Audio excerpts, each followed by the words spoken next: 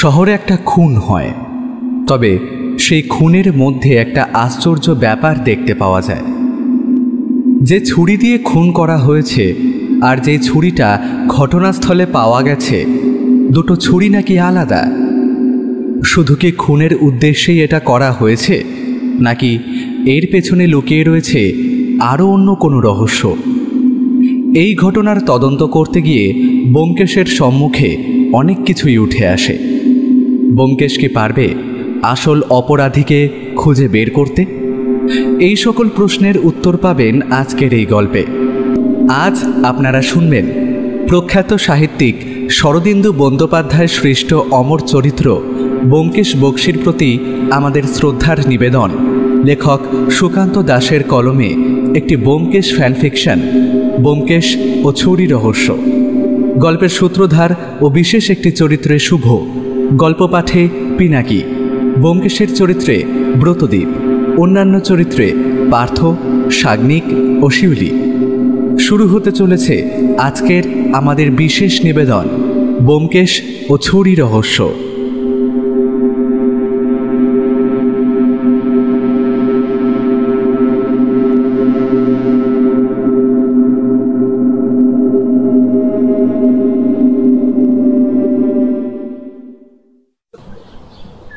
বাড়ির ব্যালকনিতে দাঁড়িয়ে বাগানের মধ্যে বৌঠানের হাতে পোঁতা গোলাপ গাছটার দিকে তাকিয়ে ব্যোমকেশ বলে উঠল, নারী জাতির হাতে বোধহয় একটা ব্যাপার রয়েছে অজিত। এই সেদিন দেখলাম গোলাপ গাছটা প্রায় মরে যেতে বসেছে। আমার মনে হয়েছিল আর দুদিনের মধ্যে শুকিয়ে কালো হয়ে যাবে, কিন্তু সত্য কিন্তু সেটাকে একদম বাঁচিয়ে তুলেছে। দেখো, ব্যোমকেশের কথা সেদিকে তাকানোর প্রয়োজন ছিল না, কারণ ব্যাপারটা আমি আগেই দেখেছি। দুদিন আগে গাছটা একদম শুকিয়ে এসেছিল, পাতাগুলো প্রায় হলদে হয়ে আসতে শুরু করেছিল। সেই গাছটাকে এখন কেউ দেখলে বলবে যে এই গাছটার অবস্থা দুদিন আগে অমন ছিল। বৌঠান আর পুঁটিরাম মিলে গাছটার যত্ন করে সেটাকে আবার বাঁচিয়ে তুলেছে। যতদূর মনে হয় গাছে কোনো পোকা ধরেছিল। আমরা ব্যালকনির উপরে দাঁড়িয়ে রয়েছি। নিচে গোলাপ গাছটার কাছে বৌঠান বসে বোধহয় গাছে জল কিংবা গোড়ায় সার দিয়ে চলেছে।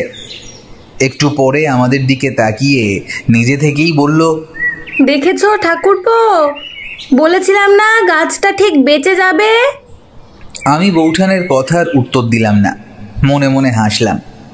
বৌঠান যখন বলেছে সেটা সে করে দেখিয়েছে। ঠিক সেই সময় আমাদের বাড়ির সামনে পুলিশের জিপটা দেখা দিল। আমি ব্যোমকেশের দিকে তাকিয়ে দেখলাম ব্যোমকেশ বোধহয় ব্যাপারটা দেখে একটু অবাক হয়েছে, কারণ দাসবাবু কোনো কারণে আসার হলে টেলিফোন করে আসেন। আজ সকালে কিন্তু তিনি টেলিফোন করেননি। তারপর সোজাসুজি পুলিশের পোশাকে জিপ নিয়ে এসে বাড়ির সামনে দাঁড় করিয়ে দিলেন। এখন জিপ থেকে নেমে বাড়ির ভিতর ঢুকতে ঢুকতে আমাদের দেখতে পেয়ে বলে উঠলেন, দুবার আপনাকে টেলিফোনে পাওয়ার চেষ্টা করেছিলাম, কিন্তু ক্রস কানেকশন হচ্ছিল বারবার। টেলিফোনটায় কি কোনো সমস্যা হয়েছে? সে তো ঠিকই আছে। আর তবে আপনি যখন এসেই পড়েছেন, আসুন উপরে আসুন, তারপর না হয় কথা বলছি। দাসবাবু বৌঠানের দিকে তাকিয়ে একবার হেসে নিয়ে উপরের দিকে আসতে শুরু করলেন। আমি আর ব্যোমকেশ আমাদের ঘরে গিয়ে বসলাম। এই সময় দাসবাবু এসেছেন মানে নিশ্চয়ই কোনো একটা ব্যাপার রয়েছে। মনে মনে একটু উৎসাহিত হয়ে পড়লাম, কারণ প্রায় মাসখানেক ধরে ব্যোমকেশের হাতে কোনো কেস নেই। আমরা বসে থাকার কিছুক্ষণ পরেই দাসবাবু ঘরে এসে ঢুকলেন। তারপর সামনের চেয়ারটায় বসে পকেট থেকে রুমাল বের করে মুখ মুছতে মুছতে বললেন, বেশি দেরি করা যাবে না, চলুন এক্ষুনি বেরিয়ে পড়ি। তাহলে মার্ডার স্পটটায় ডেড বডিটা আপনাকে একবার দেখাতে পারবো। খুন? হ্যাঁ অজিতবাবু, আর বলবেন না। সকালে একটা রাউন্ড ছিল, সেটা সেরে থানায় গিয়ে সবে বসে জলের গ্লাসটা তুলে নিয়েছি, এমন সময় টেলিফোন বাজলো। তারপরে এই খুনের খবরটা পেলাম। তাড়াহুড়ো করে বেরিয়ে এসে দেখি এই বীভৎস ব্যাপার। তাছাড়া কোনো কিছুই ভালোভাবে বুঝতে পারছিলাম না, তাই ভাবলাম ব্যোমকেশবাবুকে একবার টেলিফোন করি। তো সে বাড়ি থেকেই আপনাকে টেলিফোন করলাম। আসলে ব্যোমকেশবাবু, আপনার নম্বরটা বেশ মুখস্থ হয়ে গেছে বুঝলেন, কিন্তু আপনাকে পাওয়া গেল না দেখে সরাসরি আপনার বাড়িতে চলে এলাম। সকালে আপনার কাছে খবর গেছে, তার মানে খুনটা হয়েছে রাতের বেলা? আপাতত মৃতদেহটা দেখে সেটাই তো মনে হচ্ছে। বডি পোস্টমর্টেম করলে আরও ভালোভাবে জানা যাবে, তবে সমস্যাটা কিন্তু অন্য জায়গায়। দাসবাবুর কথায় আমি একটু নড়ে চড়ে বসলাম। দাসবাবুর মুখটা দেখেই বোঝা যাচ্ছে তিনি কোনো একটা ব্যাপার নিয়ে বেশ চিন্তিত রয়েছেন। সামান্য কিছুক্ষণ ভেবে নিয়ে তিনি বললেন, গলার কাছে একটা আঘাতের চিহ্ন আর বুকের বাঁ দিকে একটা গভীর ক্ষত রয়েছে। তবে আসলে সমস্যাটা হলো বুকের বাঁ দিকে যে ছুরিটা গাঁথা ছিল সেই ছুরিটা ক্ষতর থেকে কিন্তু সামান্য ছোট। দাসবাবুর কথায় ব্যোমকেশও বোধহয় অবাক হয়েছিল। ছোট মানে কি বলতে চাইছেন আপনি? আসলে ব্যোমকেশবাবু, শরীরে কোথাও যখন আঘাত হয় তখন আঘাতের জন্য একটা ক্ষত তৈরি হয়, সেটা আপনি ভালোভাবেই জানেন। তো সেই ক্ষতটা দেখে একটা ধারণা করা যায় যে আঘাত করার অস্ত্রটা কি। এখানে ক্ষতের মধ্যে একটা ছুরি ঢোকানো ছিল, কিন্তু আমরা ঘটনাস্থলে পৌঁছে ছুরিটা বার করতে গিয়ে বুঝতে পারি সেই ছুরিটা দিয়ে কখনোই যে এমন আঘাত করা যাবে না। ভালো করে লক্ষ্য করলেই বোঝা যায় আঘাতটা অন্য কোনো ছুরি দিয়ে হয়েছে, যার আকার অনেকটা বড়। তবে এই ছুরিটাকে আঘাতের পরে সেই ক্ষতের মধ্যে ঢুকিয়ে দেওয়া হয়েছে কোনো একটা কারণে। এ কথায় আমি অবাক হয়ে গেলাম। আমার মুখ থেকে বেরিয়ে এলো, এটা খুন নাকি ছেলে খেলা? কেউ খুন করে তারপর খুনের অস্ত্র বার করে সেখানে ছোট ছুরি ঢুকিয়ে দিয়েছে। দাসবাবু বোধহয় একটু ইতস্তত করলেন আমার কথায়। তবে ব্যোমকেশকে দেখলাম দুটো হাত মুখের কাছে রেখে চোখ বন্ধ করে বসে রয়েছে। দাসবাবু বললেন, আসলে কিছুই না বুঝে উঠতে পারছি না অজিতবাবু। খুনটা যে হয়েছে সে ব্যাপারটা তো নিশ্চিত। তার গলার কাছে একটা আঘাত রয়েছে, বুকের কাছেও গভীর ক্ষত, আর ঘরের মেঝেতে রক্তে ভেসে যাচ্ছে। কিন্তু তার মধ্যে এমন একটা অদ্ভুত কাণ্ড কে করলো? ব্যোমকেশ বেশ কিছুক্ষণ চুপ করেছিল, এবার বলল, ভিকটিমের বাড়িতে আর কে কে আছে? ওখানেই তো সমস্যা ব্যোমকেশবাবু। ভিকটিমের বাড়িতে তার স্ত্রী, এমনকি ছেলেও থাকে। তবে তারা দুজনেই আর সম্প্রতি ওই কয়েকদিনের জন্য তাদের এক আত্মীয়ের বাড়িতে বেড়াতে গিয়েছিল। তার মধ্যে এমন একটা ব্যাপার ঘটে গেল। পুলিশের তরফ থেকে তাদের খবর দেওয়া হয়েছে, তারা আশা করছে দুপুরের মধ্যে এসে পড়বে তারা। এখন সেখানে তাহলে কে রয়েছে? এই মুহূর্তে সেখানে চাকর রয়েছে, আর তাছাড়া পুলিশের দুজন কনস্টেবলও রয়েছে। চাকর সকালে আসল ব্যাপারটা দেখে, তারপর পাশের বাড়ির একজনকে খবর দিয়ে পুলিশে টেলিফোন করে। আমি গিয়ে দেখেছি চাকর এবং আশেপাশের 2-3 জনকে সেই ঘরের মধ্যে থাকতে। তার মানে যদি পায়ের ছাপ কিংবা অন্য কোনো চিহ্ন থাকতো তাহলে সেগুলো এতক্ষণে নষ্ট হয়ে গেছে। এই ছোট ছোট ব্যাপারগুলো যে কেসে কতটা গুরুত্বপূর্ণ কাজ করে সেটা যা হয়েছে সেটা নিয়ে এখন আর ভেবে লাভ নেই। চলুন আমরা একবার ঘটনাস্থলে যাই। ব্যাপারটা না দেখলে কিছু বোঝা যাচ্ছে না। এই অজিত, তুমি আসছো তো?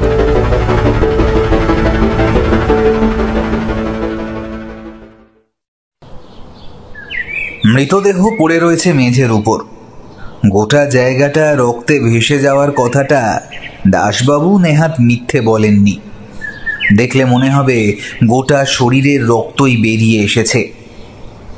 দেখে মনে হচ্ছে খুব সম্ভবত মাঝামাঝি রাত্রের দিকে খুনটা হয়েছে, কারণ ক্ষত কালো হয়ে আসতে শুরু করেছে। ঘরের মধ্যে আমরা 3 জন ছাড়া আর কেউ ছিল না, বাকি সবাই নিজের ঘরে বসে রয়েছে। ব্যোমকেশ মৃতদেহর দিকে তাকিয়ে দেখতে দেখতে একসময় বলল, যে ছুরিটার কথা আপনি বলেছিলেন সেই ছুরিটা কোথায় আছে? আমাদের হেফাজতেই রয়েছে, আর নিচে একটা কাগজের মোড়ে ছুরিটা রাখা আছে, যদি হাতের কোনো ছাপ বার করা যায় তাই। বেশ, কাল রাতে এই ঘরে এই ভদ্রলোক ছাড়া আর কেউ ছিলেন না? সেই ব্যাপারে কেউ সঠিক কোনো তথ্য দিতে পেরেছে? পাশের বাড়ি এক ভদ্রলোক বলেছিলেন কাল রাতের দিকে ভদ্রলোকের ঘরে আলো জ্বলতে দেখা গিয়েছিল। আসলে ওই জানলাটা দিয়ে তাকালেই আপনি বুঝতে পারবেন পাশের বাড়ির জানলাটা আড়াআড়িভাবে দেখা যায়। তবে ভদ্রলোক নাকি বেশ রাত পর্যন্ত জেগে থাকতেন, তাই ব্যাপারটা নিয়ে ওরা আর কিছুই ভাবেনি। তবে বাড়িতে কিন্তু কাউকে আসতেও দেখা যায়নি। এমনও হতে পারে যে এসেছিল সে আসলেই গভীর রাতে এসেছিল, তাই কেউ দেখতে পায়নি। কিন্তু একটা কথা আমি কিছুতেই বুঝতে পারছি না ব্যোমকেশ। ভদ্রলোক যখন ঘরে একাই থাকতেন তাহলে তিনি নিশ্চয়ই ঘরের দরজা বন্ধ করে রেখেছিলেন। অচেনা কেউ যদি এত রাতে বাড়িতে আসে তাহলে তিনি নিশ্চয়ই দরজা খুলে তাকে ঘরে আসতে দেবেন না। তুমি এ কথা কেন বলছো বুঝতে পারছি অজিত। বাড়িতে কোথাও কোনো ধস্তাধস্তি কিংবা ভাঙার জন্য নেই, তাহলে এতটাই ঘরের ভেতর এলো কি করে? তাহলে কি অপরাধী এই ভদ্রলোকের পরিচিতি আছে? আচ্ছা, ভদ্রলোকের নাম কি? ভদ্রলোকের নাম সমরেন্দ্র ভট্টাচার্য। আচ্ছা, আপনি ভদ্রলোকের ব্যাপারে ভালো করে খোঁজ খবর নিন, আর ওনার ছেলে আর স্ত্রী এলে ওদেরও একবার জেরা করতে হবে। তাছাড়া ভদ্রলোকের কোনো শত্রু আছে কিনা সে ব্যাপারটাও জানা দরকার। এখান থেকে তো কিছুই বোঝা যাচ্ছে না। একবার সেই ছুরিটা আমায় দেখাবেন তো। ব্যোমকেশের দেখা শেষ হয়ে গিয়েছিল। সে ঘর থেকে বেরোবার আগে একবার জানলার কাছে গিয়ে দাঁড়ালো, তারপর দরজাটা ভালো করে পরীক্ষা করলো। ঘরের মধ্যে ঘুরতে ঘুরতে হঠাৎ করে প্রশ্ন করলো, ঘর থেকে কিছু চুরি যায়নি তো? চাকর তো তেমন কিছুই বলতে পারলো না।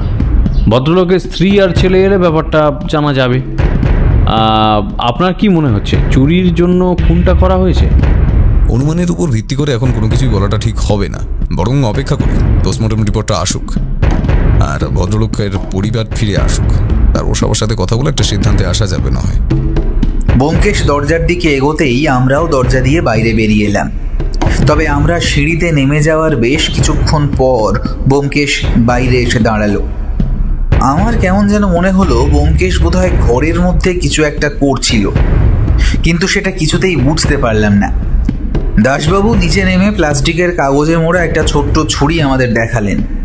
তবে সেটা দেখেই মনে হলো এই ছুরি দিয়ে অন্তত এমনভাবে বুকের মাঝখানে আঘাত করা যায় না। তাহলে ছুরিটা ওখানে এলো কি করে? আমরা সেখানে বেশিক্ষণ রইলাম না, সেখান থেকে বেরিয়ে এলাম। দাসবাবু মৃতদেহ পোস্টমর্টেমের জন্য পাঠিয়ে দিলেন। তবে তার আগে ব্যোমকেশ একবার সেই কাজের লোকটির সাথে কথা বলল। কাজের লোকটিকে নিচের ঘরের একপাশে সরিয়ে নিয়ে গিয়ে আমি, দাসবাবু আর ব্যোমকেশ বসলাম। তারপর ব্যোমকেশ প্রশ্ন করল, আচ্ছা, তুমি এই বাড়িতে কতদিন ধরে কাজ করছো? তা স্যার 4-5 বছর তো হবেই। তুমি যদি কিছু না করো তাহলে তোমার ভয় পাওয়ার কোনো কারণ নেই, বুঝলে? আচ্ছা, তুমি আমায় এবার বলো তো, আজ সকালে তুমি যখন এসেছিলে তখন ঠিক কি দেখেছিলে? গদাই একবার দাসবাবুর দিকে তাকালো, তারপর ব্যোমকেশের দিকে তাকিয়ে দীর্ঘ গলায় বলতে শুরু করলো, প্রতিদিন আমি সকালেই এই বাড়িতে চলে আসি স্যার। সকাল থেকে সন্ধ্যা পর্যন্ত থাকি, তারপর সন্ধ্যাবেলা এখান থেকে বাড়ি চলে যাই। বাবু আমায় বলতো এই বাড়িতে থেকে যেতে, কারণ আমার আর কেউ নেই। ওই এখান থেকে একটু দূরে একটা ছোট্ট ঘরে আমি থাকি। সে আমার বাবার দিয়ে যাওয়া ঘর, বিয়ে করিনি তাই একাই থাকি। আবার ওখান থেকে খেয়ে নিই, রাতে বাড়ি থেকে খালি ঘুমোই, আবার পরদিন সকালে এখানে চলে আসি। সত্যি বলতে বাবু আমায় খুবই ভালোবাসতেন, এমনকি গিন্নিমাও খুব আমায় ভালোবাসতেন। তবে ছোটবাবু একটু রাগী হলেও মনটা খুব ভালো। গিন্নিমার ছোটবাবু কয়েকদিনের জন্য কোথায় যেন ঘুরতে গিয়েছে। বাবু একাই ছিলেন, তাই সকালে আমি একটু তাড়াতাড়ি চলে আসতাম। আমি এসে বাবুকে চা করে দিতাম, তারপর উঠে রান্নার কাজ, এটা ওটা বাড়ির সব কাজ আমাকেই করতে হতো। তবে গিন্নিমা থাকতে গিন্নিমা নিজের রান্নাটা নিজেই করতেন, বাকি সমস্ত কাজ আমি করতাম। তবে কোনো রকমে দুজনের খাওয়ার মতো রান্না আমি করে নিতে পারতাম।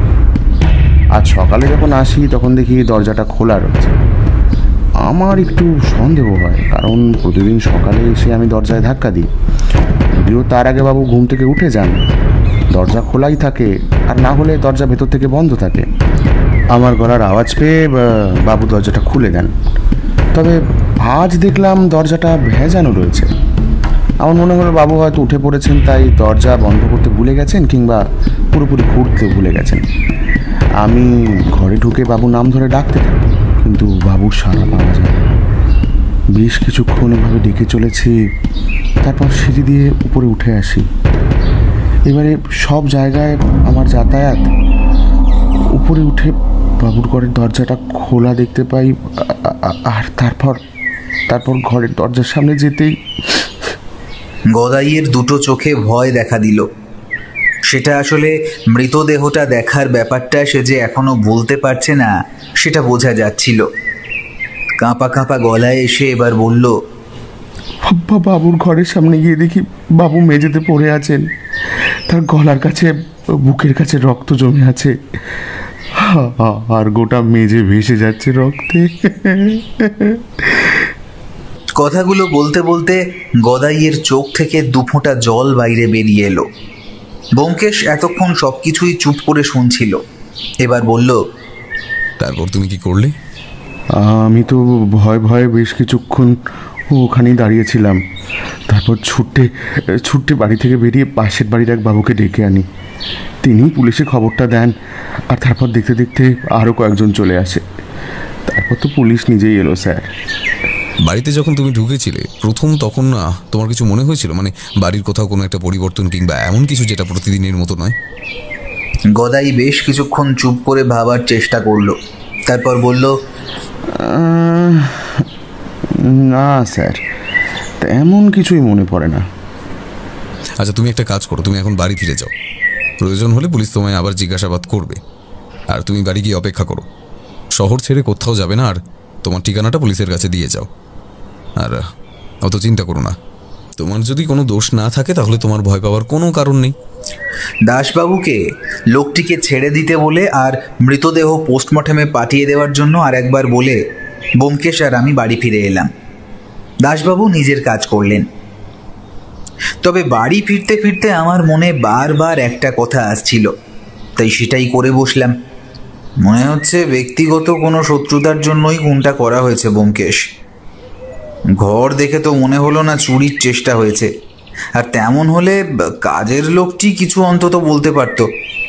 ব্যোমকেশ হঠাৎ কেমন গম্ভীরভাবে প্রশ্ন করল, অজিত, সমরেন্দ্রবাবুর বাড়ির বিছানাটা তুমি ভালো করে লক্ষ্য করেছিলে?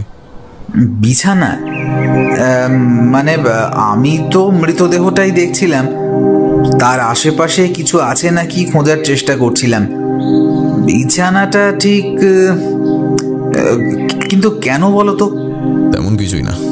চলো বলছি, ভদ্রলোকের ছেলে আর বউয়ের সাথে একবার কথা বলতে পারলে ভালো হতো, অথবা এখন অপেক্ষা করতে হবে আর পোস্টমর্টম রিপোর্টটাও আসুক আগে, বুঝলে? তার আগে কোনো কিছু সিদ্ধান্ত নিয়ে কোনোটা ঠিক হবে না। ব্যোমকেশ কথাটা বলল বটে, কিন্তু আমি স্পষ্ট বুঝতে পারছিলাম ব্যোমকেশ কিছু একটা ভেবে চলেছে। তবে সে যখন সেটা বলছে না, তাহলে তার মুখ থেকে এসব কথা বার করা সম্ভব নয়। বাড়িতে পৌঁছে ব্যোমকেশ কিন্তু নিজের ডায়েরিটা নিয়ে বসে পড়ল। আমি বুঝতে পারছিলাম কেসটা নিয়ে সে এখন ভাবতে শুরু করেছে, আর তাই সেসব লিখে রাখছে। আমিও তাকে আর বিরক্ত করলাম না, আমি নিজের ঘরে চলে গেলাম। সেদিনটা একরকম ভাবে কেটে গেল। পরদিন সকালে দাসবাবু টেলিফোন করে জানালেন ভদ্রলোকের ছেলে এবং স্ত্রী বাড়িতে ফিরেছেন। তারা কাল সন্ধেবেলাতেই ফিরেছেন, তাই তাদের সাথে একবার ব্যোমকেশ যদি কথা বলতে চায় তাহলে আজই ও বাড়িতে যাওয়া প্রয়োজন। ব্যোমকেশও সম্মতি জানালো। একটু পরেই আমরা গিয়ে পৌঁছলাম সমরেন্দ্রবাবুর বাড়িতে। পোস্টমর্টেম রিপোর্ট কিন্তু তখনও এসে পৌঁছয়নি। সমরেন্দ্রবাবুর বাড়ির বসার ঘরে আমরা বসে রয়েছি। ভদ্রমহিলার গোটা মুখে বিষাদের ছাপ। তিনি যে গোটা রাত ধরে কান্নাকাটি করেছেন তা বোঝাই যাচ্ছে। ব্যোমকেশ একটু সময় দিল, বোধহয় সবাইকে ধাতস্থ হয়ে নিতে। তারপর বলল, দেখুন, এই সময় হয়তো আপনাদের এসব প্রশ্ন করা ঠিক নয়, কিন্তু যত দেরি হয়ে যাবে তত অপরাধী আমাদের হাত থেকে কিন্তু পালিয়ে যাবে। তা যদি আপনাদের আপত্তি না থাকে তাহলে। ভদ্রমহিলা কিছু বলার আগেই আমাদের সামনে বসে থাকা সমরেন্দ্রবাবুর ছেলেই বোধহয় বলে উঠল, না না ব্যোমকেশ বাবু, আপনার যা প্রশ্ন করার আছে আপনি করুন। আমি আপনার কথা শুনেছি, আর আপনি যখন আমার বাবার হত্যার রহস্যটার তদন্ত করছেন তাহলে আশা করছি বাবার অপরাধী শাস্তি পাবেই। আপনারা ঠিক কবে বাড়ি থেকে বেড়াতে গিয়েছিলেন? দিন চারেক আগে আমরা বাড়ি থেকে বেরিয়েছিলাম, তবে দিন সাতেক মতো থাকার কথা ছিল, কিন্তু কাল সকালে টেলিফোনটা পেয়ে বিকেলের মধ্যেই আমরা এখানে চলে আসি। তবে ততক্ষণে বাবার মৃতদেহ পোস্টমর্টমের জন্য নিয়ে যাওয়া হয়েছে। আপনার কাউকে সন্দেহ হয়? মানে এমন কেউ আছে যে আপনার বাবাকে খুন করতে পারে? দেখুন, আমার বাবা একজন ব্যবসায়ী, বাবার অনেক শত্রুতা রয়েছে, কিন্তু ব্যবসায়িক শত্রুতার জন্য কেউ খুন করবে বলে তো আমার মনে হয় না। বাবার ব্যবসা থাকলেও সেটা খুব একটা বড় নয়, মাঝামাঝি ধরনের। তাকে খুন করে কেউ খুব একটা বেশি লাভবান হবে বলে তো আমার মনে হয় না। দেখুন, মাঝে মাঝে অতীত সামান্য কারণেও হয়ে থাকে। খুনের কাছে সামান্য কারণটাও অনেক বড় হয়ে যায় তখন। তাই যদি এমন কারোর কথা আপনার মনে হয়, আপনি তাদের কথা আমাদের বলতে পারেন, আমরা একটু খোঁজখবর নিয়ে দেখব না হয়। বাবার একটা ডায়েরি রয়েছে, সেই ডায়েরিতে বাবার সাথে ব্যবসায় থাকা লোকজনদের নাম, এমনকি তাদের ব্যাপারে সমস্ত কিছুই লেখা থাকে আমি জানি। সেটা আপনি নিয়ে গেলে হয়তো আপনার সুবিধে হবে, সেখান থেকে আপনি কিছু পেলেও পেতে পারেন। এর মধ্যে মানে আপনারা বাড়ি থেকে যাওয়ার আগেই আপনার বাবার মধ্যে কোনো রকম পরিবর্তন লক্ষ্য করেছিলেন? না, বাবা তো সবসময় হাসি খুশি থাকতেন, তার মধ্যে যদি কোনো পরিবর্তন হতো তাহলে সেটা আমাদের চোখে খুব সহজেই পড়তো। আচ্ছা বেশ, এবার আমি একটা কথা বলুন তো। আপনার বাবা তো অনেক রাতে ঘুমোতে যেতেন, সে কথা ঠিক, তবে তিনি ঠিক কত রাত পর্যন্ত জেগে থাকতেন সেটা বলতে পারবেন? ব্যবসার কাজে নানা হিসেবপত্র বাবা রাত্রে খাওয়া দাওয়ার পরেই করতো। সে সময় বাবা জেগে থাকতো, তবে খুব বেশি রাত পর্যন্ত নয়, ওই 12টা কি 1টা পর্যন্ত হবে, তারপরেই বাবা ঘুমোতে চলে যেত। তার মানে ব্যক্তিগতভাবে আপনার কাউকেই সন্দেহ হয় না। আপনার বাবা কি ওই যে ঘরে তার মৃতদেহ পাওয়া গেছে সেই ঘরেই ঘুমোতেন, নাকি অন্য কোনো ঘরেও ঘুমোতে পারেন বলে আপনার মনে হয়? এই কথাটা আপনি কেন বলছেন সেটা আমি বুঝতে পারছি না ব্যোমকেশবাবু, তবে বাবা ওই ঘরেই ঘুমোতেন, এমনকি বাড়িতে যতক্ষণ থাকতেন ওই ঘরেই থাকতেন, শুধুমাত্র খাওয়ার সময়ই নিচে আসতেন। ব্যোমকেশ চুপ করে কি যেন ভাবলো, তারপর ভদ্রমহিলার দিকে তাকিয়ে প্রশ্ন করল, আপনার কি কাউকে সন্দেহ হয়, মানে কে এই খুনটা করতে পারে বলে আপনার মনে হয়? ভদ্রমহিলা মাথা নাড়লেন, তারপর কাঁপা কাঁপা গলায় বললেন, না, ওনার সাথে কারো শত্রুতা আছে বলে তো আমি জানতাম না। ব্যোমকেশ বেশ কিছুক্ষণ আর কোনো প্রশ্ন না করে বসে রইল। আমি আর দাসবাবু মুখ চাওয়াচাবি করলাম। তারপর ব্যোমকেশ উঠে দাঁড়িয়ে বলল, আচ্ছা, আপনি আপনার বাবার সেই ডায়েরিটা আমায় একবার এনে দিন, ওটা থেকে যদি কিছু পাওয়া যায়। অনিক নামের ছেলেটি উঠে গিয়ে তার বাবার ঘর থেকে একটা ডায়েরি এনে ব্যোমকেশের হাতে দিল। আমরা বেরিয়ে আসার সময় ব্যোমকেশ বলল, যদি তেমন কিছু মনে পড়ে তাহলে কিন্তু আমাদের জানাবেন একবার, হ্যাঁ? তাহলে এই কেসটা তদন্ত করতে আমাদেরই সুবিধা হবে। আচ্ছা, আরও একটা কথা, আপনাদের বাড়িতে যে কাজের লোকটি কাজ করতো সে বোধহয় বছর 4 আপনাদের বাড়িতে কাজ করছে। তার আগে আপনাদের বাড়িতে অন্য কোনো কাজের লোক ছিল? আরেকজন ছিল, তবে কোনো একটা কারণে তাকে উনি কাজ থেকে ছাড়িয়ে দিয়েছিলেন, তবে সেটা ঠিক কী কারণে সেটা আমি জানি না ব্যোমকেশবাবু। ব্যোমকেশের মুখ দেখে মনে হলো সে হয়তো কোনো একটা সূত্র পেয়ে গেছে, আর সেটা থেকেই এই কেসের তদন্ত শুরু করা যাবে। আর কোনো কথাবার্তা আমাদের মধ্যে হলো না। আমরা বাড়ি ফিরে এলাম। দাসবাবু জানিয়ে গেলেন পোস্টমর্টমের রিপোর্ট তিনি যত তাড়াতাড়ি সম্ভব আমাদের জানাবেন। তবে এর মধ্যে কিছুতেই আমি সেই ছোট্ট ছুরির ব্যাপারটা মাথা থেকে সরিয়ে ফেলতে পারছিলাম না। সেটা কেন কেউ ওই জায়গায় রেখে যাবে? পোস্টমর্টম রিপোর্টটা এলো পরদিন সকালে। গলার কাছে যে ক্ষতটা রয়েছে সেটাই প্রথমে হয়েছে, তবে মৃত্যুটা হয়েছে বুকের আঘাতের জন্য। যে ছুরিটা বুকের আঘাতের জায়গা থেকে পাওয়া গেছে সেটা দিয়ে আঘাত করা হয়নি, আঘাত করা হয়েছে অন্য কিছু দিয়ে। সেই ছুরিটা আঘাতের পরে বসিয়ে রাখা হয়েছে, এমনকি পুলিশের ডাক্তারের অনুমান ছুরিটা যখন শরীরে রাখা হয়েছে তখন ভদ্রলোকের মৃত্যু ঘটে গেছে। আর সব থেকে বড় যেটা জানা গেল সেটা হলো মৃত্যুটা হয়েছে অনেকটা কম রাত্রের দিকে, 9টা-10টার দিকেই ভদ্রলোকের মৃত্যু হয়েছে।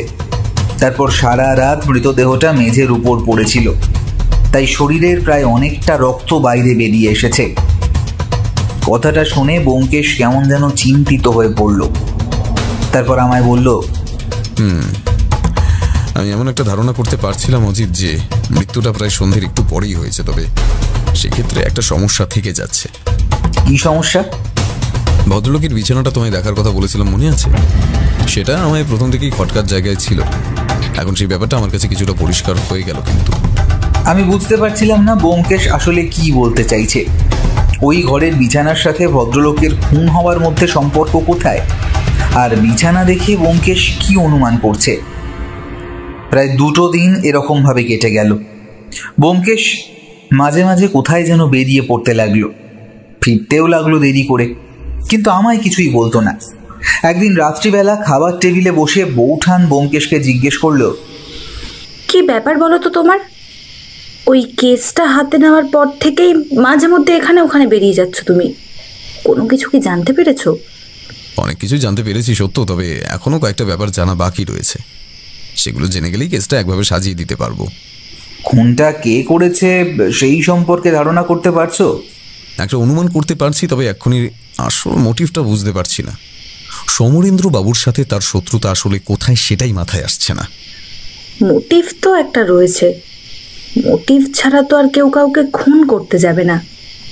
কোনো না কোনো শত্রুতা রয়েছে, হয়তো পুরনো কোনো শত্রুতা। হঠাৎ করে মাথা ছাড়া দিয়ে উঠেছে এমনটা তো এর আগেও হয়েছে বৌঠানের কথায়।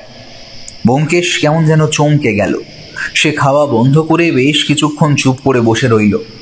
তারপর হঠাৎ নিজের মনেই হেসে উঠে বলল, এই ব্যাপারটা কিন্তু ভেবে দেখার কথা আমার মাথায় আসেনি। নাই ভেবে চলেছিলাম বর্তমানে ভদ্রলোকের সাথে কারোর কোনো শত্রুতা রয়েছে নাকি। ব্যবসায়িক ক্ষেত্রে তার সাথে যাদের পরিচয় তাদের সবার সাথেই প্রায় আমি কথা বলে ফেলেছি, কিন্তু তেমন কিছুই মনে হয়নি। আমারও তেমনটাই মনে হচ্ছিল যে পুরনো কোনো শত্রুতা, কারণ ভদ্রলোকের স্ত্রী এবং ছেলে বলেছিল তার সাথে অন্য কারোর তেমন শত্রুতা থাকার কথা নয়। খোঁজ নিতে হবে অজিত, ব্যাপারটা খোঁজ নিতে হবে। ভদ্রলোকের অতীত একটু ঘাঁটতে হবে, না হলে কিছুই জানা যাবে না। পরদিন থেকেই ব্যোমকেশ বোধহয় ভদ্রলোকের অতীতের ব্যাপারে খোঁজ খবর নেওয়া শুরু করলো। তবে এর মধ্যে আমায় আর কিছুই বলল না, শুধু একদিন দুপুরে ঘরে ডেকে পাঠালো। আমি তার ঘরে গিয়ে দেখি একটা খবরের কাগজ হাতে নিয়ে সে বসে আছে। সেটা দেখে মনে করলাম, এখন আবার খবরের কাগজ নিয়ে পড়লে কেন, আর আমাকেই বা ডেকে পাঠালে কেন? ও, তুমি এসেছো? এই আজকের খবরগুলো একটু দেখছিলাম।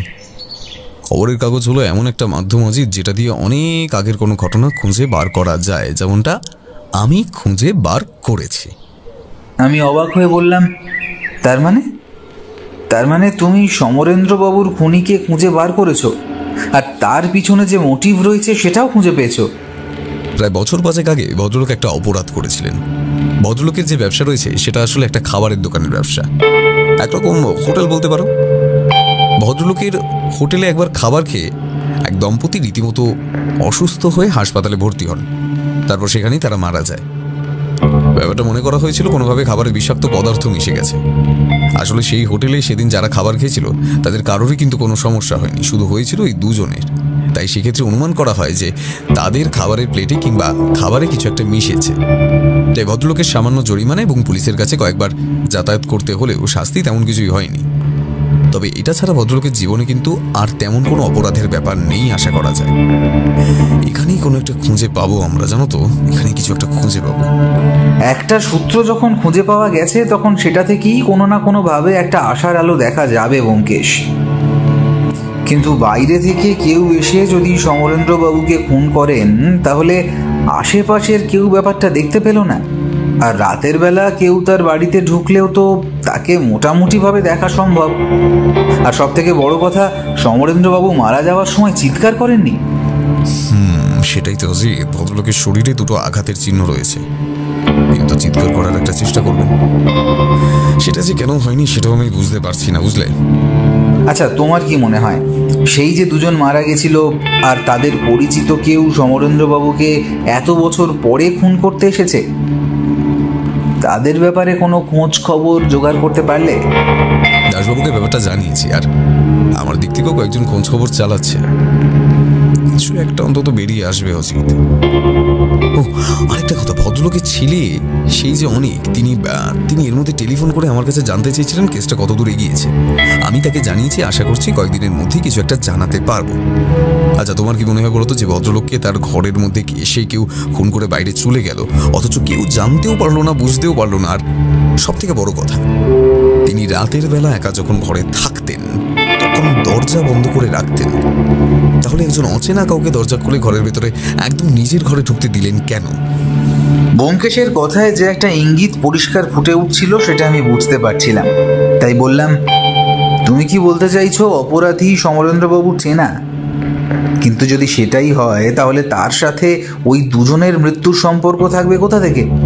সমরেন্দ্রবাবুর স্ত্রী আর তার ছেলে যে ওই কয়েকদিন তারা আত্মীয়ের বাড়িতেই ছিল, সে ব্যাপারে আমি খোঁজ নিয়ে নিশ্চিত হয়েছি। আর সেখান থেকে সমরেন্দ্রবাবুর বাড়ি পর্যন্ত আসতে যতটা সময় লাগার কথা, তারা ততটা সময় পরেই কিন্তু ফিরে এসেছে। তাদের কথার মধ্যে কিন্তু কোনো মিথ্যা নেই। তাহলে এমন কি এসেছিল যাকে সমরেন্দ্রবাবু চিনতেন, এমনকি তাকে নিজের ঘরেও ঢুকতে দিয়েছিল? হঠাৎ কোনো একটা সম্ভাবনা আমার মাথায় আসতেই আমি প্রায় উত্তেজিত হয়ে বললাম, ব্যোমকেশ, আমি বুঝতে পেরেছি তুমি কেন সেদিন ওই বিছানাটার কথা বারবার বলেছিলে। ব্যোমকেশের মুখে একটা হাসি ফুটে উঠল। সে বলল, যাক, তাহলে ব্যাপারটা তুমি নিজেও বুঝতে পেরেছো, আর ওই কারণেই আমার একটা খটকা রয়েছে অজিত। খটকা আবার কিসের? এখন নয়, কেসটাকে সমাধান করে ফেলি, তারপর না হয় তোমায় সে ব্যাপারটা বলবো। এখন আমাদের একটা জিনিস খুঁজে বার করা দরকার। আমি অবাক হয়ে ব্যোমকেশের রহস্যময় হাসি মুখের দিকে তাকিয়ে বললাম, সেটা কি? ভদ্রলোকের সেই হোটেলে যারা দুজন খাবার খেয়ে মারা গিয়েছিলেন তাদের ঠিকানা আর তাদের বেশ পরিচিত কেউ বর্তমানে এই শহরে আছে নাকি সেটা খুঁজে বার করা দরকার। তাহলেই কেসটা সহজ হয়ে যাবে। আমি বুঝতে পারছিলাম ব্যোমকেশ যা বলছে তাই সত্য, কিন্তু ব্যাপারটা কি এতটাই সহজ হবে নাকি আমাদের এর জন্য আরও কয়েকটা দিন অপেক্ষা করতে হবে? তবে এর মধ্যে আরও একটা নতুন খবর পাওয়া গেল, আর সেই খবরটাই আমাদের কেসটাকে আরও সহজ করে দিল। পরদিন সকালে আমাদের বাড়িতে এসে হাজির হলো সেই অনিক নামের ছেলেটি। বেশ কিছুক্ষণ চুপ করে বসে থেকে ইতস্তত করে সে বলল, ব্যোমকেশবাবু, সেদিন আপনি আমার বাবার শত্রুর ব্যাপারে প্রশ্ন করছিলেন, তবে একটা কথা সেদিন আমরা আপনাকে বলতে ভুলে গিয়েছিলাম, সেটাই বলতে এসেছি। আপনার বাবার হোটেলে বেশ কয়েক বছর আগে এক দম্পতি খাবার খেয়ে অসুস্থ হয়ে হাসপাতালে ভর্তি হন এবং তারপরই মারা যান, সেটাই তো? হ্যাঁ ব্যোমকেশবাবু, এই কথাটা সত্যি। তবে বাবা কিন্তু বারবার বলেছিলেন এই বিষয়ে তিনি কিছুই জানেন না। আর সত্যি বলতে সে সময় তিনি হোটেলে ছিলেন না, তিনি বাড়িতে ছিলেন। খাবারে কোনোভাবে বিষাক্ত কিছু মিশেছিল হোটেলের লোকেরা বলেছিল। হোটেলে সম্প্রতি নাকি টিকটিকির উপদ্রব হয়েছিল, তার সংস্পর্শে খাবার আসায় ব্যাপারটা ঘটে মোটামুটি বলতে পারেন। তবে আমি আপনার কাছে এসেছি অন্য একটা কারণে। আপনি বলেছিলেন না বাবা বেশ রাত পর্যন্ত ঘরে জেগে থেকে কি করেন? তিনি ব্যবসার কাজকর্ম দেখেন, তবে পুলিশ বলছে তার খুনটা হয়েছে সন্ধ্যের দিকে, ওই 9টা-10টা। কিন্তু ওই সময় বাবা কখনো ঘুমোতে যান না, আর ঘুমোতে না গেলে বাড়ির ভেতরে ঢুকে কেউ একটা তাকে খুন করে যাবে কি করে? জেগে থাকলে বাবা অন্তত চিৎকার করে তো সাহায্য চাইবে কারোর কাছে। আর রাতের বেলা বাবা নিজের ঘরের দরজা ভেতর থেকে বন্ধ করে রাখে, সে সময় অচেনা কেউ তার ঘরে আসবেই বা কী করে? ব্যোমকেশ চুপ করে অনেকক্ষণ কথাগুলো শুনল, তারপর বলল, তার মানে আপনি বলতে চাইছেন আপনার বাবা দরজা খুলেছিল চেনা কাউকে দেখে কিংবা চেনা কারোর গলার স্বর শুনে? সেটাও হতে পারে, আবার এটা হতে পারে বাড়িতে সেদিন কেউ এসেছিল আর সে যাওয়ার আগেই খুনটা করেছে হয়তো। তাকে কেউ দেখতে পায়নি কোনো একটা কারণে, কারণ আমাদের বাড়ির আশেপাশে যে বাড়িগুলো রয়েছে সেখান থেকে আমাদের বাড়িটা দেখা গেলেও সবাই তো আর বাড়ির দিকে নজর রেখে বসে থাকবে না। যে কোনো একটা সময় কেউ যদি বাড়ি থেকে বেরিয়ে আসে, তারপর সন্ধ্যের দিকে খুন করে বাড়ি থেকে বেরিয়ে চলে যায়, তাহলে তাকে কি ধরা সম্ভব? সেক্ষেত্রেও কিন্তু একটা সমস্যা থাকছে ব্যোমকেশ। ওই কাজের লোকটি কিন্তু সন্ধে পর্যন্ত ওই বাড়িতে থাকে বলে জানিয়েছিল। হ্যাঁ, সে সন্ধে পর্যন্তই থাকে। আসলে আমরা রাতের খাওয়া দাওয়া সন্ধে নাগাদই সেরে ফেলি, তারপর সে বাবার জন্য 1 গ্লাস গরম জল করে দিয়ে তারপর বাড়ি চলে যায়। বাবা কাজ করতে করতে সেই গরম জল লেবু দিয়ে রাতের বেলা খায়। আসলে সেটা বাবার একটা অভ্যেস, পেট পরিষ্কার রাখার জন্য। ছোট থেকেই বাবার পেটের একটু সমস্যা ছিল। হঠাৎ করে কথাটা শুনেই ব্যোমকেশ যেন চেয়ার ছেড়ে উঠে পড়ল, তারপর বলল, অজিত, আমার ঠিক কী কারণে খটকাটা লেগেছিল সেটা আমি এখন বুঝতে পারছি। শুনুন, আপনি এখন বাড়ি ফিরে যান, বাড়ি ফিরে গিয়ে বাড়িতেই থাকবেন। আশা করছি বিকেলের মধ্যে আমি একবার আপনার বাড়িতে যাব। আচ্ছা, আরও একটা কথা আমায় ভেবে বলুন, আপনাদের বাড়িতে যে কাজের লোকটি রয়েছে তাকে আপনার কেমন বলে মনে হয়? ব্যোমকেশের কথায় আর তার হঠাৎ করে উঠে দাঁড়ানোতে ভদ্রলোক কেমন যেন হতভম্ব হয়ে গিয়েছিলেন। এবার একটু থেমে থেমে বললেন, কেন বলুন তো? লোকটা বেশ কাজের, তবে তাকে বাড়িতে রাতে থাকতে বললে কিছুতেই থাকতে চায় না। তার বাড়ি নাকি কাছে, তাই সেখানে চলে যায়। তবে নিজের বাড়ির ঠিকানা, তার বাড়িতে কে কে আছে, কখনোই কোনো কিছু বলতে চায় না। নিজেকে কেমন যেন একটু আড়াল করে রাখতে চায়। ব্যাপারটা না আমার একদম ভালো লাগেনি। তবে বাবা তাকে খুব ভালোবাসতো, এমনকি কাজটাও ভালো করতো, তাই আমি আর তেমন কিছু ভাবিনি। কিন্তু কেন বলুন তো ব্যোমকেশবাবু? ব্যোমকেশ উঠে দাঁড়িয়ে জানলার কাছে গিয়ে চুপ করে রইল কিছুক্ষণ, তারপর বলল, অজিত, এক্ষুনি চলো, আমাদের এক্ষুনি একবার বেরোতে হবে। আর আপনি বাড়ি ফিরে যান, আপনার বাড়িতে আমি বিকেলে যাচ্ছি। এই চলো তাড়াতাড়ি। অনিকবাবু আর আমরা প্রায় একসঙ্গে বেরিয়ে পড়লাম। অনিকবাবু তার বাড়ির দিকে ফিরে গেলেন, আর আমরা গেলাম থানায় দাসবাবুর কাছে। সমরেন্দ্রবাবুর বাড়িতে আমরা সবাই বসে আছি। দাসবাবু, আমি, ব্যোমকেশ, অনিকবাবু, এমনকি সমরেন্দ্রবাবুর স্ত্রী নলিনী দেবী পর্যন্ত।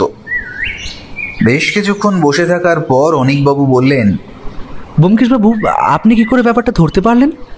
মানে আমরা তো কিছুই বুঝতে পারছি না, আর কাজের লোকটিকে সন্দেহ করার কথা তো আমাদের মাথাতেই আসে না। প্রথমে আমার সন্দেহ হয়েছিল সমরেন্দ্রবাবুর কোনো ব্যক্তিগত শত্রু এই কাজটা করেছে, তবে সেক্ষেত্রে কতগুলো সমস্যা ছিল। যেমন রাতের বেলা বাড়ির বাইরে থেকে কেউ এলে আশেপাশের কেউ নাই দেখে থাকতে পারে, কিন্তু তাকে ভদ্রলোক কেন ঘরের ভেতরে নিয়ে আসবেন? তাছাড়া তখনও কয়েকটা ব্যাপার আমি জানতাম না। যেমন ভদ্রলোকের খাওয়া দাওয়ার পরে নিজের ঘরে দরজা বন্ধ করে তারপরে কাজকর্ম করেন, তারপরে তিনি রাতে কাজ করার সময় এক গ্লাস গরম জল লেবু দিয়ে খান। এই সমস্ত ব্যাপারগুলো আমি পরে জেনেছিলাম, তবে আগেই আমার সন্দেহ হয়েছিল এই বিছানাটা দেখে। বিষয়টা দেখলেই বোঝা যাচ্ছিল সেখানে রাতে কেউ ঘুম হয়নি। কেউ যদি বিছানায় শুয়ে থাকে তাহলে বিছানা অত সুন্দরভাবে সাজানো গোছানো থাকে না। আমার মনে হয় সমরেন্দ্রবাবুকে যখন গদাই খুন করে তখন কোনোভাবে বিছানার উপরে ওনার শরীরটা পড়েছিল, তাই বিছানার কাপড় সমস্তটাই বদলে ফেলতে হয়। আর তখন নতুন করে বিছানার চাদর এমনকি বালিশগুলো দিয়ে সাজাতে গিয়ে সে একটু বেশি ভালো করেই বিছানাটা সাজিয়ে ফেলে। সে হয়তো ভুলে গিয়েছিল একজন বিছানায় রাতে শুতে গেলে বিছানা একটু অগোছালো থাকবে।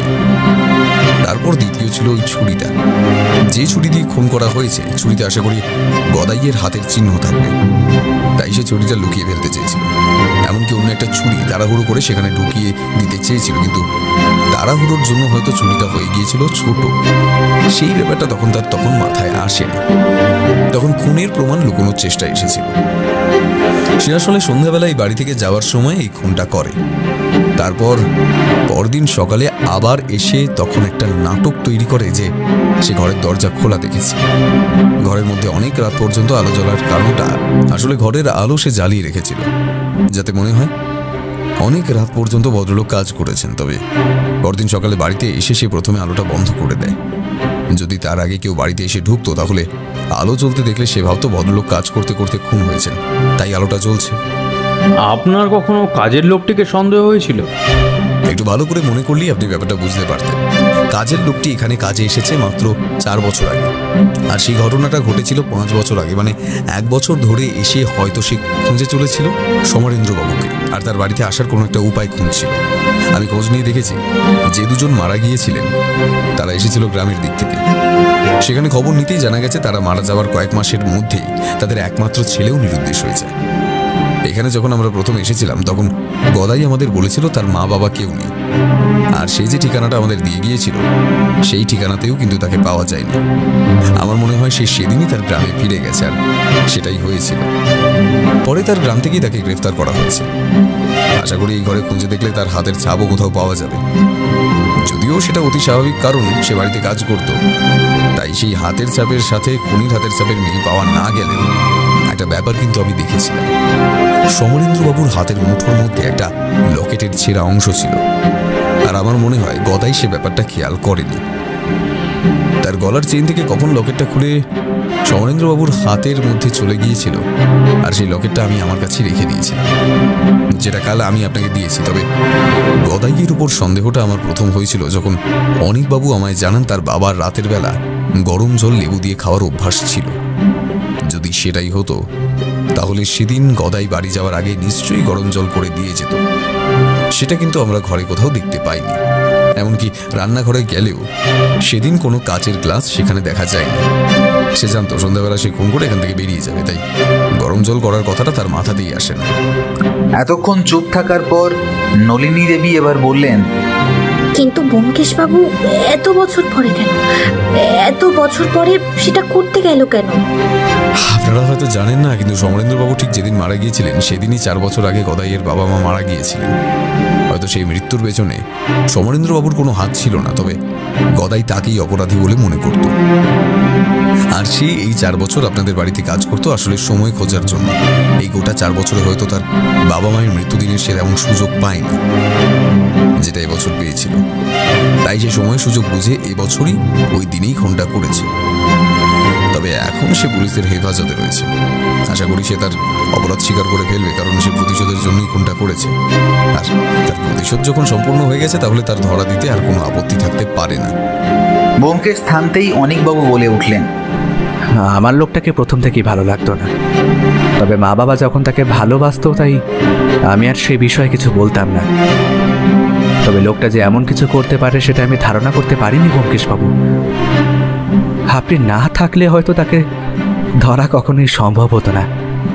আমরা ভাবতাম বাইরের কেউ হয়তো খুনটা করেছে। খুব সম্ভব সমরেন্দ্রবাবুর হাতের মধ্যে ওই লকেটটা পাওয়া যেত, তবে ওটা অতি সাধারণ একটা লকেট, যেটা যে কারোর গলাতেই থাকতে পারে। তবে সমস্যাটা হলো গদাইয়ের চেনের সাথে লকেটটা লাগানো ছিল, সেটা খুলে গেছে, আর সেটা গদাই নিজেও লক্ষ্য করেনি।